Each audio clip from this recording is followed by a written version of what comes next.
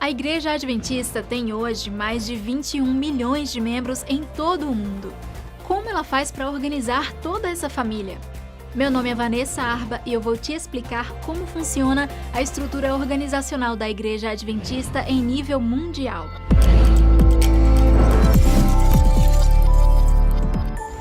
A palavra igreja tem origem grega. Eclésia significa os chamados de fora, ou uma reunião de cidadãos em assembleia, lugar onde o povo se reúne. Na época de Jesus, os discípulos estavam familiarizados com essa palavra, tanto de forma religiosa quanto de forma política.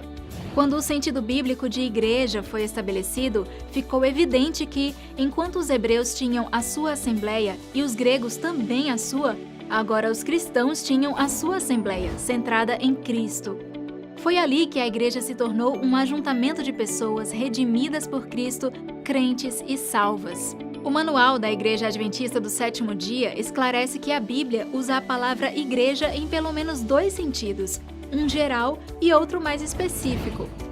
No geral, igreja significa a comunidade total dos membros, em todo o mundo, independentemente de lugar ou até mesmo de tempo. Este sentido está relacionado à igreja como corpo de Cristo aqui na Terra.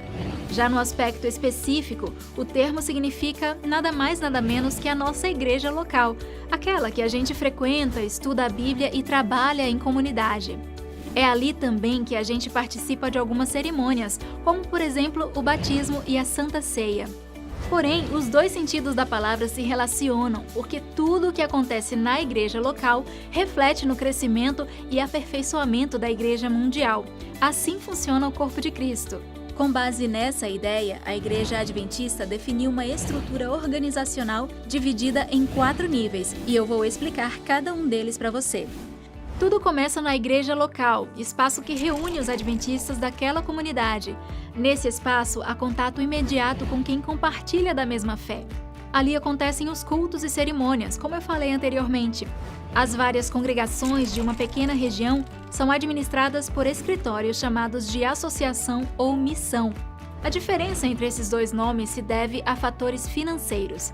As missões são regiões que não conseguem se sustentar sozinhas e contam com a ajuda de instâncias em nível superior, ao contrário da associação, que recebe mais dízimos e ofertas que são usados nos projetos evangelísticos e na manutenção e preservação dos templos locais. Os escritórios chamados de união administram um grupo de associações e missões em um determinado país ou em regiões maiores, como estados, províncias ou departamentos.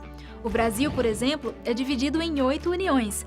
Aqui onde eu estou, em Brasília, pertence à União Centro-Oeste Brasileira, que é responsável pelas atividades da Igreja Adventista nos estados de Goiás, Mato Grosso do Sul, Tocantins e no Distrito Federal. E para cuidar de todo esse corpo, existe a Associação Geral, que administra a igreja em nível global. O escritório fica em Maryland, nos Estados Unidos. Já as divisões são extensões da Associação Geral da Igreja Adventista no mundo, que coordenam a igreja em grandes regiões ou continentes.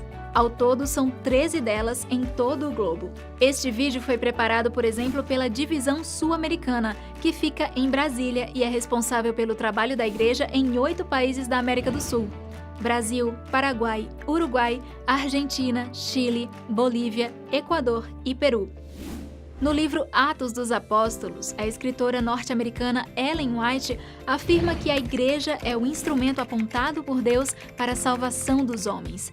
Foi organizada para servir e sua missão é levar o evangelho ao mundo.